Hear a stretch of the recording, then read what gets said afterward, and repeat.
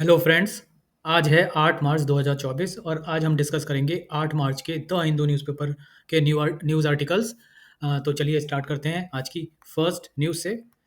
और आज स्टार्ट करेंगे एक मैप से, और ये मैप है आज का हैती कंट्री का, जो कैरिबियन सी में स्थित है। हैती का ऑफिशियल जो नाम है वो है रिपब्लिक ऑफ हैती। ये एक आइलैंड कंट्री है जो कैरिबियन सी में स्थित है। यहाँ पर क्लियरली विजिबल है जो कैरिबियन सी है वो नॉर्थ अमेरिका और साउथ अमेरिका के मिड में बीच के जो एरिया है उसमें स्थित है। यहाँ पर है कैरिबियन सी, और इसमें ये जो आइलैंड नेशन दिखाई दे रहा है ग्रीन मार्क, ये वाला आइलैंड जो है ये है हैती, जिसको मैग्नीफाई करके यहाँ पर दिखाया गया है। ये पूरा आइलैंड कहलाता है हिस्पैनियोला आइलैंड। उस पे दो कंट्रीज लोकेटेड हैं। इसके वेस्ट साइड में करीब टोटल एरिया है थ्री एट्थ एरिया में स्थित है हैती, रिपब्लिक ऑफ हैती। और इसके ईस्टर्न साइड में फिफ्थ एट्थ एरिया में स्थित है डोमिनिकन रिपब्लिक। यहाँ पर हम हैती कंट्री की बात कर रहे हैं जो ग्रीन मार्क्ड है यहाँ, ये वाला कंट्री। और इसका जो टोटल एरिया है वो है 27,750 स्क्वायर किलोमीटर या करीब 10,714 स्क्वायर माइल। ये थर्ड लार्जेस्ट कंट्री है कैरिबियन सी में। और जो एस्टिमेटेड पॉपुलेशन है टोटल, यहाँ पर 11.4 मिलियन लोग रहते हैं। तो कैरिबियन कंट्रीज़ की one of the populace country मानी जा सकती है। और इसकी जो कैपिटल सिटी है वो है पोर्ट ओ प्रिंस इसकी हैती की कैपिटल है। और ये आजकल काफ़ी न्यूज़ में है क्योंकि यहाँ पर वॉयलेंस और सिविल वॉर की कंडीशन चल रही है, जो हम आगे न्यूज़ आर्टिकल में देखेंगे। तो आज का पहला आर्टिकल है, ये भी सुप्रीम कोर्ट के एक वर्डिक्ट को लेकर है। सुप्रीम कोर्ट ने अपने एक सुनवाई के दौरान यह पूछा है, महाराष्ट्र में शिवसेना पार्टी से रिलेटेड जो पिछले एक साल से कंट्रोवर्सी चल रही है उसके रिगार्डिंग ये जो मामला है सुप्रीम कोर्ट में चल रहा था। और सुप्रीम कोर्ट ने यह पूछा है कि जो महाराष्ट्र के स्पीकर हैं उन्होंने कॉन्स्टिट्यूशनल बेंच जो सुप्रीम कोर्ट की थी उसका एक जजमेंट को वॉयलेट किया है या नहीं। सुप्रीम कोर्ट ने इसको क्वेश्चन किया है और सुप्रीम कोर्ट की ये क्वेरी है। और कोर्ट ने बोला है कि whether Maharashtra speaker contradicted a constitutional bench judgment to bank on legislative maturity as a criteria to declare chief minister Eknath Shinde as real faction of Shivsena. तो यहाँ पर जो शिवसेना पार्टी है वो पार्टी उस पार्टी की जो कमान है वो उस पे मुद्दा चल रहा था पिछले एक डेढ़ साल से। 2022 से ये मुद्दा चल रहा था और इसमें एकनाथ शिंदे के द्वारा हेड की जाने वाली जो पार्टी है उसको वहाँ महाराष्ट्र के स्पीकर ने रियल शिवसेना माना। तो इसी के बारे में ये जो सुनवाई चल रही थी, तो ये जो पूरी बात है ये 10th आर्टिकल या 10th शेड्यूल ऑफ कॉन्स्टिट्यूशन को लेकर है। यहाँ पर 10th शेड्यूल ही ये डिफाइन करता है कि स्पीकर को क्या पावर है और किस तरह से स्पीकर को काम करना चाहिए। तो सबसे पहले हम 10th शेड्यूल के बारे में देख लेते हैं। 10th schedule of Indian constitution को एंटी डिफेक्शन लॉ भी कहते हैं। और इसमें कुछ ग्राउंड दिए गए हैं डिस्क्वालिफिकेशन के रिगार्डिंग। डिस्क्वालिफिकेशन क्या होता है? डिस्क्वालिफिकेशन वो प्रोसेस है जिसके तहत किसी लेजिस्लेटिव असेंबली या पार्लियामेंट के मेंबर को डिस्क्वालीफाइड डिक्लेयर किया जाता है सदन के नेता के द्वारा, सदन के लीडर के द्वारा, चाहे वो स्पीकर हो या चेयरमैन हो। तो यहाँ पर डिस्क्वालिफिकेशन के जो ग्राउंड्स हैं मेंबर्स के वो क्लियरली डिफाइन किए गए हैं 10th शेड्यूल में। ये ग्राउंड्स हैं, पहला है if an elected member gives up his membership of A political party. अगर कोई इलेक्टेड मेंबर अपनी जो मेंबरशिप है हाउस की वो खुद से वॉलंटरी छोड़ दे या रिज़ाइन कर दे तो उसको डिस्क्वालीफाई घोषित किया जा सकता है स्पीकर के द्वारा। दूसरा जो यहाँ पर प्रोविज़न दिया गया है वो है, अगर वो अपनी पार्टी के अगेंस्ट जाकर वोट करता है या पार्टी के कहने पे भी वोट नहीं देता है तो भी उसे डिस्क्वालीफाई किया जा सकता है। तीसरा क्राइटेरिया है इसका, अगर कोई मेंबर इंडिपेंडेंट पार्टी का है और वो किसी इंडिपेंडेंट चुना गया है, किसी इलेक्शन में इंडिपेंडेंट मेंबर चुन के आया लेकिन वो आफ्टर कमिंग टू हाउस में आने के बाद किसी पॉलिटिकल पार्टी को ज्वाइन कर लेता है तब भी वो डिस्क्वालीफाई किया जा सकता है। इसके अलावा चौथा प्रोविज़न है, अगर कोई नॉमिनेटेड मेंबर 6 महीने के बाद किसी पॉलिटिकल पार्टी को ज्वाइन करता है तो भी वो डिस्क्वालीफाई हो जाएगा। जो डिसीजन है डिस्क्वालिफिकेशन का on the grounds of defection, ये स्पीकर को या फिर चेयरमैन को ये पावर देता है और स्पीकर या चेयरमैन का पावर ही फाइनल पावर होगा। अगर हम लेजिस्लेटिव असेंबली की बात करें तो लेजिस्लेटिव असेंबली में, स्टेट की लेजिस्लेटिव असेंबली में speaker leader of speaker head होता है और लेजिस्लेटिव काउंसिल में चेयरमैन हेड होता है। तो जिस सदन में स्पीकर है या चेयरमैन है, वहाँ पर स्पीकर या चेयरमैन का जो डिसीजन होगा वो डिस्क्वालिफिकेशन के रिगार्डिंग, जो डिफेक्शन के थ्रू डिस्क्वालिफिकेशन किया जाएगा, उसमें स्पीकर या चेयरमैन का डिसीजन ही फाइनल माना जाएगा, ये 10th शेड्यूल बोलता है। सारी डिस्क्वालिफिकेशन की जो भी प्रोसेस हैं जो इस शेड्यूल में मानी गई हैं, वो या तो पार्लियामेंट या स्टेट लेजिस्लेचर के केस को ही बताती हैं और ये पार्लियामेंट या स्टेट लेजिस्लेचर में ही होगा। तो पूरी तरीके से ये प्रोसीडिंग्स जो है स्टेट की या सेंटर की जो हाउसेज हैं उन्हीं के लिए एप्लीकेबल है, और जो भी डिस्क्वालिफिकेशन डिफेक्शन के ग्राउंड्स पर किया जाएगा, जिनके प्रोविजन या क्राइटेरिया, ये सारे 4 क्राइटेरिया दिए गए हैं, उनका फाइनल डिसीजन स्पीकर या चेयरमैन के हाथ में ही होगा। इसके अलावा कुछ एक्सेप्शन भी दिए गए हैं, जैसे कि अगर किसी पार्टी से 2/3 ऑफ लेजिस्लेटर निकल जाएँ और वो एक दूसरी पार्टी में मर्ज हो जाएँ, तो उस केस में उन सारे 2/3 लेजिस्लेटर में जितने लेजिस्लेटर होंगे, उनको डिस्क्वालीफाई नहीं माना जा सकता। उनको एंटी डिफेक्शन लॉ के अगेंस्ट डिस्क्वालीफाई घोषित नहीं किया जा सकता। अगर कोई पर्सन किसी सदन का चेयरमैन या स्पीकर इलेक्ट होता है और वो अपने पार्टी से रिजाइन कर दे और स्पीकर या चेयरमैन हटने के बाद वो दोबारा से पार्टी में आ जाए, तो भी उस केस में स्पीकर या चेयरमैन जो पर्सन चुना जा रहा है उसको डिस्क्वालीफाई नहीं माना जाएगा। इससे पहले जो पार्टीज टूट जाती थी उनको डिस्क्वालीफाई मान लिया जाता था या कर दिया जाता था बाय स्पीकर, लेकिन 2/3 का जो क्राइटेरिया या बाद में ऐड किया गया। अगर एक साथ 2/3 पार्टी टूट जाती है और दूसरी पार्टी में इन्वॉल्व हो जाती है, तो उनमें डिस्क्वालिफिकेशन का ये प्रोविजन एप्लीकेबल नहीं होता है। अब जुडिशियल रिव्यू का एक मैटर है जो इस पर्टिकुलर प्रोसेस में काफ़ी न्यूज़ में रहता है। जुडिशियल रिव्यू इसमें अप्लाई करता है या नहीं अप्लाई करता है। स्टार्टिंग में जब ओरिजिनली ये जो कानून है वो आया था, 1865 में ये कानून आया था, 1965 में, सॉरी 1965 में ये कानून आया था।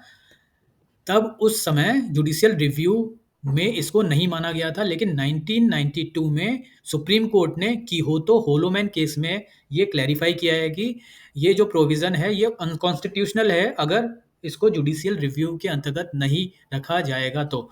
तो इस डिसीजन के बाद सुप्रीम कोर्ट और हाई कोर्ट के जुडिशियल रिव्यू में ये जो पावर है प्रिसाइडिंग ऑफिसर या स्पीकर की, वो आती है। इस स्पीकर या प्रिसाइडिंग ऑफिसर जो भी होगा उसका जो डिसीजन है वो जुडिशियल रिव्यू के अंतर्गत होगा और कोर्ट उस इनसे रिलेटेड जो केसेस हैं उनको सुन सकता है। तो ये जो पूरा आर्टिकल था ये 10th शेड्यूल को लेकर था। यहाँ पर जो पर्टिकुलर केस है वहाँ पर सुप्रीम कोर्ट का ऑलरेडी 2023 में एक डिसीजन दिया जा चुका है, जिसमें बहुत ही क्लियर सुप्रीम कोर्ट ने बोला था कि speaker should not be swayed by factor of legislative maturity. यहाँ पर जो स्पीकर हैं महाराष्ट्र असेंबली के, उन्होंने लेजिस्लेटिव मेच्योरिटी को ही पावर, जो पॉलिटिकल पार्टी की स्ट्रेंथ है वो मान लिया था। लेकिन सुप्रीम कोर्ट ने क्लियर बोल रखा है कि जो लेजिस्लेटिव फैक्टर होगा उससे कहीं ज़्यादा इम्पोर्टेंट है पॉलिटिकल मेजॉरिटी, और किसी भी पॉलिटिकल पार्टी का नेतृत्व डिसाइड करने के लिए वहाँ की पॉलिटिकल मेजॉरिटी को देखा जाना जरूरी है, और पॉलिटिकल मेजॉरिटी ज़्यादा से रखती है लेजिस्लेटिव मेजॉरिटी के। तो इससे रिलेटेड ये है और एग्जाम के लिए इंपॉर्टेंट है 10th शेड्यूल जो हमने अभी देख लिया है। नेक्स्ट न्यूज़ है मद्रास हाई कोर्ट के एक डिसीजन के बारे में। मद्रास हाई कोर्ट की जस्टिस अनीता सुमंत के द्वारा एक वर्डिक्ट दिया गया, जिसके बारे में यहाँ पर आर्टिकल में बताया गया है।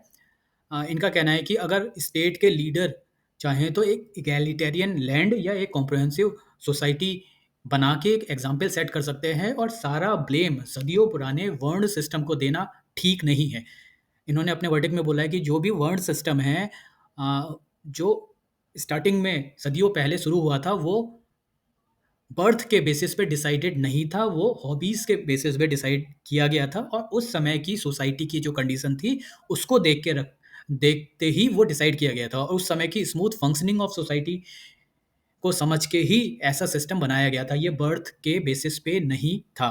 और आज जो इस समय करंट सिनेरियो में ये जो सिस्टम चल रहा है, ये 100 साल पुराना भी नहीं है, और ये जो सिस्टम है, इसकी वजह से जो इनइक्वालिटीज़ आज सोसाइटी में एग्ज़िस्ट करती हैं, उनको दूर करने की ज़रूरत है। और ये माना जा सकता है कि ये जो सोसाइटी में काफ़ी ज़्यादा इनइक्वालिटीज़ हैं, अमंग अलग-अलग कास्ट में काफ़ी ज़्यादा इनइक्वालिटीज़ है, जिनको स्टेट पूरी ताकत से दूर करने की कोशिश कर रहा है, और स्टेट चाहे तो एक इगैलिटेरियन लैंड या इगैलिटेरियन सोसाइटी बना के एक अच्छा एग्ज़ाम्पल प्रेज़ेंट कर सकता है।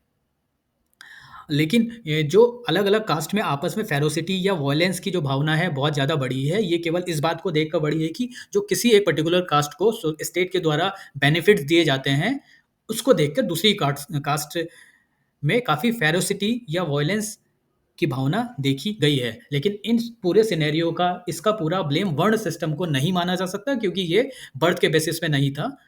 तो आज की जो रिक्वायरमेंट है, उनको देखते हुए स्टेट की रिस्पॉन्सिबिलिटी है कि वो इन इनइक्वालिटीज़ को पूरी ताकत से कम करने की कोशिश करे, और साथ ही साथ जो फेरोसिटी और जो वॉयलेंस की कास्ट वॉयलेंस की प्रोसेस या एक्टिविटीज़ देखी गई हैं, उनको भी कम करे। नेक्स्ट न्यूज़ है कोविशील्ड और कोवैक्सीन, जो 2 वैक्सीन कोरोना वायरस के लिए यूज़ की गई थी, उन पे एक स्टडी की गई है, और ये स्टडी की है 11 इंस्टीट्यूट के एक ग्रुप ने, जिसको लीड किया है national centre for biological science Bangalore Bangalore ने। और ये फाइंड इस स्टडी में ये सामने आया है कि जो कोविशील्ड वैक्सीन है, ये ज़्यादा रोबस्ट है इम्यून रिस्पॉन्सेज के लिए देन कोवैक्सीन। तो कोवैक्सीन और कोविशील्ड में कोविशील्ड को ज़्यादा रिस्पॉन्सिव जो वैक्सीन है वो माना गया है, और ये जो पर्टिकुलर स्टडी है, ये द लांसेट जर्नल में भी पब्लिश की गई है।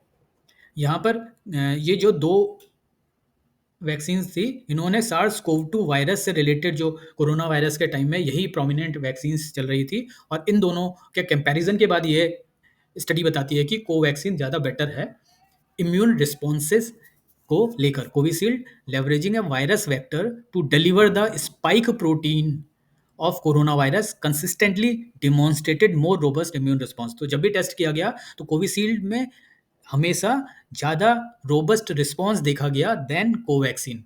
और ये जो रिस्पॉन्स है कोवैक्सीन में थोड़ा वेरिएबल था, कोविशील्ड में ज़्यादा रिस्पॉन्सिव और ज़्यादा कंसिस्टेंट था।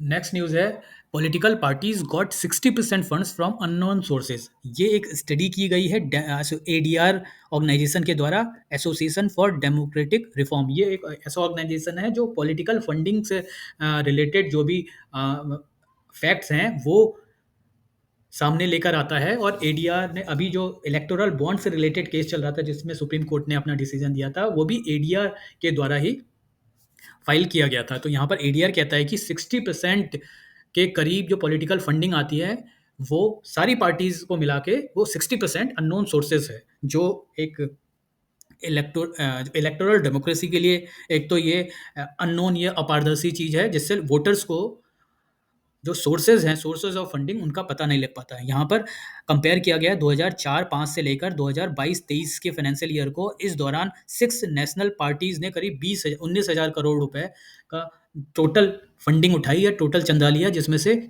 60% फंडिंग अननोन सोर्सेज से है। आज की डेट में जो पॉलिटिकल पार्टीज हैं, उनको अपने 20,000 से छोटे जितने भी डोनेशंस आते हैं, उनके डोनर्स के नाम बताने की ज़रूरत नहीं होती है, जिससे करीब 3/5 ऑफ द फंड तो ऑलरेडी वो अननोन सोर्सेज में चले जाते हैं। मतलब 20,000 से कम जितने भी फंड आ रहे हैं, उनका तो ज़रूरत नहीं है। ऊपर से जो इलेक्टोरल बॉन्ड की स्कीम थी, उसमें तो कानून से बोल दिया गया था कि जो इलेक्टोरल बॉन्ड के थ्रू जो भी फंडिंग आ रही है, उनको बताने की ज़रूरत नहीं है। तो 60% और उससे ज़्यादा फंडिंग अननोन सोर्सेज है, और ऐसे सोर्सेस हैं जिनके बारे में किसी को कुछ मालूम ही नहीं है। और इस पूरी फंडिंग में वास्ट मेजॉरिटी जो भी फंड है, वो सेंट्रल गवर्नमेंट जो रूलिंग पार्टी है उसके पास गए हैं। करीब 2022 और 2023 के फाइनेंशियल ईयर में जो रूलिंग पार्टी है, उसने खुद डिक्लेयर किया है कि 1400 करोड़ रुपए उसके पास अननोन सोर्सेज से आए हैं। ये करीब 76% है जो टोटल चंदा मिला है सारी पॉलिटिकल पार्टीज को मिला के। तो 76% अननोन सोर्सेज तो केवल रूलिंग पॉलिटिकल पार्टी के पास ही आए हैं। तो ये पूरा मुद्दा, ये जो फैक्ट हैं, ये एडीआर के द्वारा बताए गए। Cabinet approves 4% hike in dearness allowance for central government employees and pensioner. Dearness allowance और जो पेंशनर के लिए डियरेंस रिलीफ है उसको 4% इंक्रीज किया गया है अभी सेंट्रल गवर्नमेंट के द्वारा। एक्सिस्टिंग जो अभी डीए है वो 46% ऑफ बेसिक पे रहता है और उस पे ये जो इंक्रीमेंट है वो किया गया है। तो ये ऑब्जेक्टिव पॉइंट ऑफ व्यू से इंपॉर्टेंट हो सकता है। आगे की न्यूज़ देखते हैं। सेंटर गवर्नमेंट की ट्राइबल मिनिस्ट्री इसरो के साथ एग्रीमेंट साइन करने का प्लान कर रही है और ये जो एग्रीमेंट होगा ये इंटरनेट सर्विसेज ट्राइबल एरिया और ट्राइबल विलेजेस में प्रोवाइड करने के लिए किया जाना है।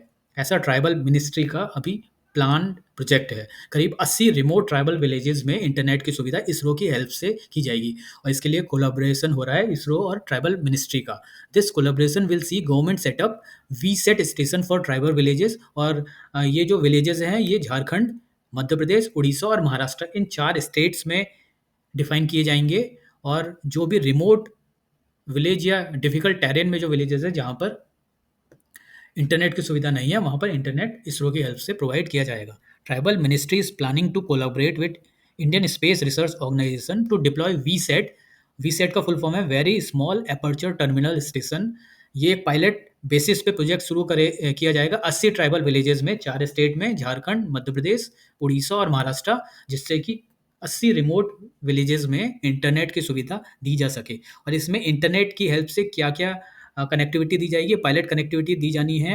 इंटरनेट की हेल्प से मेडिकल सेवाएं वहाँ पर लाई जा सकें, एजुकेशनल कनेक्टिविटी बढ़ाई जा सके जिससे हेल्थ और एजुकेशन का जो रीच है वो बढ़ाया जा सके। ये एक इनोवेटिव प्रोजेक्ट ट्राइबल मिनिस्ट्री का है जो ट्राइबल कम्युनिटीज़ को एम्पावर करने के लिए यूज़ किया जाएगा। नेक्स्ट न्यूज़ है आईएनएस कोलकाता के बारे में। आईएनएस कोलकाता एक डिस्ट्रॉयर है, इंडियन नेवी का डिस्ट्रॉयर है जो कि इंडियन ओशियन में डिप्लॉय किया गया है फॉर मैरीटाइम सिक्योरिटी ऑपरेशन। ये एक इम्पॉर्टेंट पॉइंट हो सकता है क्योंकि पिछले कुछ टाइम से गल्फ ऑफ एदन और रेड सी में जो कंडीशन है आवाजाही की और जो शिप्स के मूवमेंट की वो काफ़ी ज़्यादा इम्पैक्ट हुई है वहाँ पर हाउथी रिबेल्स के लगातार अटैक से। और इस दौरान इंडिया की तरफ से आईएनएस कोलकाता को डिप्लॉय किया गया है उस एरिया में है टू प्रोवाइड रेस्क्यू ऑपरेशन, ना केवल इंडिया के शिप्स के लिए बल्कि बाकी कंट्रीज के शिप को बचाने के लिए भी। तो यहाँ पर आईएनएस कोलकाता के द्वारा 2 वेसल्स के जो यात्री हैं उनको बचाया गया, रेस्क्यू किया गया 21 क्रू मेंबर्स को। इसमें पहला शिप था बारबाडोस कंट्री का और दूसरा था लीबिया अफ्रीकन कंट्री का। तो यहाँ पर ये आईएनएस कोलकाता को इंडियन ओशियन में डिप्लॉय किया गया है इस रीजन में। ये इंपॉर्टेंट पॉइंट है जो इस न्यूज़ से पता चलता है। यूनाइटेड नेशन की एक रिपोर्ट में कहा गया है कि करीब 200 लोग जिनमें से मेनली वुमेन एंड चिल्ड्रन हैं उनको एबडक्ट कर लिया गया है एक्सट्रीमिस्ट के द्वारा नाइजीरिया में। तो ये जो आर्टिकल है नाइजीरिया के बारे में है। नाइजीरिया अफ्रीका में एक कंट्री है जो काफ़ी टाइम से काफ़ी वायलेंस की वजह से ये न्यूज़ में रहती है और अभी रिसेंटली करीब 200 लोगों को मेनली वुमेन एंड चिल्ड्रन को वहाँ के इस्लामिक एक्सट्रीमिस्ट रिबेल्स ने एबडक्ट कर लिया है। और ये काफ़ी दिन पहले की बात है जो लिमिटेड एक्सेस ऑफ इंफॉर्मेशन की वजह से कुछ दिनों बाद ही इन्फॉर्मेशन ये सामने आई है। यूनाइटेड नेशन की तरफ से ये जो इन्फॉर्मेशन ये बताई गई है। 2009 से इस कंट्री में नाइजीरिया में वायलेंस की कंडीशन देखी गई है। यहाँ के लोकल जो लोग हैं वो ब्लेम करते हैं इस्लामिक एक्सट्रीमिस्ट रिबेल्स को जिन्होंने 2009 से इस एरिया में इंसर्जेंसी की जो एक्टिविटीज़ है वो स्टार्ट की और वो लोग वहाँ पर रेडिकल रूल अप्लाई करना चाहते हैं। और 2009 के बाद करीब 35,000 लोगों की यहाँ पर जान जा चुकी है और 2 मिलियन से ज़्यादा लोग डिस्प्लेस हो चुके हैं वहाँ बिकॉज ऑफ वायलेंस। और मेन जो मिलिटेंट ऑर्गेनाइजेशन है यहाँ पर वो है बोको हरम और जो इस्लामिक स्टेट ग्रुप से लिंक रखता है। नेक्स्ट न्यूज़ है हाइती के बारे में। अभी स्टार्टिंग में हमने हाइती का मैप देखा था। यहाँ पर हाइती में कंडीशंस को देखते हुए यूनाइटेड नेशन सिक्योरिटी काउंसिल ने अलार्म रेज़ किया है कि काफ़ी क्रिटिकल कंडीशन ऑफ वायलेंस देखा जा सकता है हैती में, जिसको कंट्रोल करने की ज़रूरत है। और उसी को देखते हुए यूनाइटेड नेशन ने हैती के लीडरशिप को और वहाँ जो पावर कंट्रोल करने वाली पार्टी है, उसको पॉलिटिकल सेटलमेंट के लिए बोला है। हैती का मैप हमने स्टार्टिंग में देखा। बिजनेस न्यूज़ में मैरीटाइम डेवलपमेंट फंड की बात की गई है। इंडिया ने प्रपोज किया है मैरीटाइम डेवलपमेंट फंड, जो मेनली प्रोवाइड करेगा long term low cost financial support, एक लंबे समय के लिए लो कॉस्ट का फाइनेंशियल सपोर्ट, जिससे कि जो इंडिजीनियस शिप बिल्डिंग इंडस्ट्री है इंडिया में, उसको पुश किया जा सके, उसको बढ़ाया जा सके। तो इंडिया की शिप बिल्डिंग इंडस्ट्री को प्रमोट करने के लिए मैरीटाइम डेवलपमेंट फंड स्टैब्लिश करने की बात की जा रही है, जो by the year and establish करने का प्लान है। इसमें प्राइवेट इंडस्ट्री का पार्टिसिपेशन रहने वाला है। इसके अलावा फाइनेंशियल इंस्टीट्यूशन और गवर्नमेंट की वेरियस मिनिस्ट्री भी पार्टिसिपेट करेंगी। इसको जो बनाया जाएगा, उसके फाइनल जो प्रारूप है वो अभी डिसाइडेड नहीं है। इसमें दो ऑप्शन की बात की जा रही है। पहला ऑप्शन होगा including setting up of A dedicated maritime vertical under A propose development finance institution, while जो दूसरा ऑप्शन है वो that involves having a stand alone company with multi agency equity.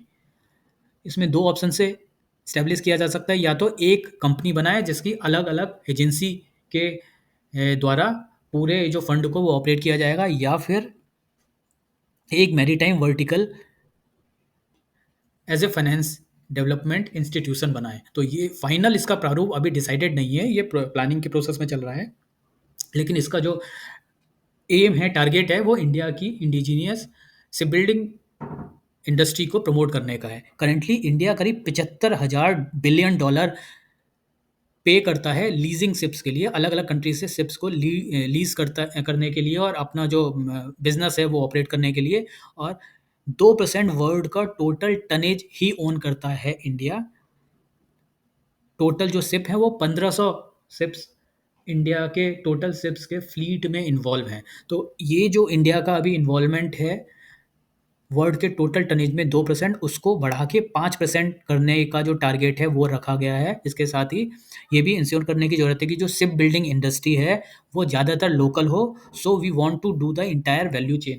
तो यहाँ पर ऑफिसर्स का कहना है कि शिप बिल्डिंग इंडस्ट्री की जो भी वैल्यू चेन हो वो ज़्यादातर इंडिया में ही हो, लोकल ही हो। जैसे कि शिप की बिल्डिंग की अगर बात है, ship building, ship flagging, ownership financing हो, लीजिंग हो, ये सारी एक्टिविटीज़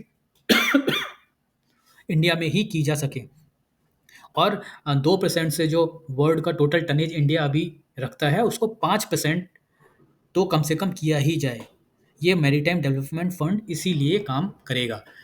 इसके अलावा maritime development fund would also promote cruise tourism and activities like mechanisation and capacity expansion of existing port. Existing port के जितना उससे रिलेटेड जो इंफ्रास्ट्रक्चर है उसको भी बढ़ाया जाएगा, और क्रूज टूरिज्म को भी बढ़ाया जा सकेगा। जो ये प्रपोज फंड है उसका स्टार्टिंग का जो कैपिटल होगा वो 25,000 करोड़ का होगा ओवर 7 ईयर पीरियड। 7 साल के लिए 25,000 करोड़ का जो कॉर्पस है वो रखा गया है। और इसमें फाइनेंसिंग फंडिंग मैकेनिज्म मल्टीपल होंगी, जैसे कि डेट हो गया, इक्विटी हो गया, venture capital fund, buyer credit support और वीजीएफ, ये सारे पार्ट होंगे। डेट यानी कि लोन होगा, इक्विटी मतलब एक तरह से जो कंपनी बनाई जाएगी उसके शेयर्स बेच के भी पैसा इकट्ठा किया जाएगा, लोन दे के भी पैसा इकट्ठा किया जाएगा, बायर क्रेडिट सपोर्ट भी दिया जाएगा। इसमें जो भी लोग लिंक होंगे उनको क्रेडिट सपोर्ट भी दिया जाएगा। इंडियन शिपिंग कंपनीज अभी आज के टाइम में काफ़ी स्ट्रगल कर रही है टू ग्रो टनेज। और इसमें प्रॉब्लम ये है कि जो टोटल लोन मिलने की व्यवस्था है वो जो लाइफ ऑफ वेसल है उसके साथ कोइंसाइड नहीं करती है। लोन जो ऑफर होता है करीब 5 से 10 साल का, लेकिन वेसल की जो लाइफ है वो करीब 30 साल तक होती है। इसलिए इस मिसमैच को, इस गैप को फिल करने की बात की जा रही है। जो भी ये प्रपोज फंड है, it is to provide infrastructure status to enable vessel operator shipping companies to raise long term low cost finances. तो इस पर्टिकुलर सेक्टर को इंफ्रास्ट्रक्चर सेक्टर का स्टेटस देके इसमें जो long term low cost financing की problem है उसको सॉल्व करने की कोशिश की जाएगी। कैबिनेट ने आर्टिफिशियल इंटेलिजेंस के लिए 10,372 करोड़ का एक प्रोजेक्ट है। टोटल इतना अमाउंट अप्रूव किया है, और ये जो अमाउंट है ये आर्टिफिशियल इंटेलिजेंस रिलेटेड जो कंप्यूटिंग इंफ्रास्ट्रक्चर और स्टार्टअप काम कर रहे हैं उनको प्रमोट करने के लिए यूज़ किया जाएगा। This corpus would provide viability gap funding, subsidise projects that may face steeper cost for setting up data centre and other such facilities. मतलब जो भी कंपनीज और जो भी स्टार्टअप डेटा सेंटर बना के और अलग अलग फैसिलिटीज़ डेवलप करने की कोशिश कर रहे हैं उनको सब्सिडी दी जाएगी इस पैसे का यूज़ करके, जिससे कि जो सेटअप है आर्टिफिशियल इंटेलिजेंस का वो बढ़ाया जा सके। और इंडिया का जो एआई मिशन पिछले साल लॉन्च किया गया था उसके थ्रू ही ये पैसा लगाया जाएगा। तो एआई फंड 10,372 करोड़ रुपए का। तो ये थे आज के न्यूज़ आर्टिकल्स। आई होप कि आपको पसंद आया होगा, और अगर आपको पसंद आया तो वीडियो को लाइक करें, शेयर करें, सब्सक्राइब करें और कमेंट भी करें। Thank you.